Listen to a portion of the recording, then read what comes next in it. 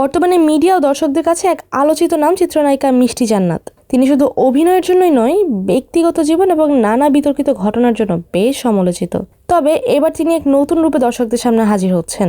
তিনি একটি নতুন ওয়েব ফিল্ম সাইকো কিলার চরিত্রে অভিনয় করবেন। মিষ্টি জান্নাত বলেন, আসলে ব্যক্তিগত কাজ নিয়ে এতদিন ক্যামেরার বাইরে ছিলাম, তবে নতুন বছর নতুন করে বেশ কিছু কাজ শুরু করেছি, যার মাঝে এই ওয়েব ফিল্মটি অন্যতম।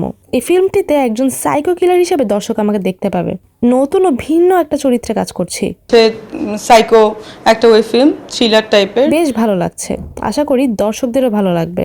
সাইকো সিনেমার পরিচালক মাহফুজ রহমান রন্টু, তিনি সিনেমার শুটিং ইতিমধ্যে শুরু করেছেন। মিষ্টি জান্নাত এই চরিত্রে একটি ভয়ঙ্কর ও রহস্যময় সাইকো কিলারের ভূমিকায় হাজির হবেন। এমন একটি চরিত্রে কাজ করা তার জন্য এক নতুন অভিজ্ঞতা হতে চলেছে। সিনেমার প্রতিটি দৃশ্যে তিনি দর্শকদের অবাক করে দেবেন তার অভিনয়ের মাধ্যমে।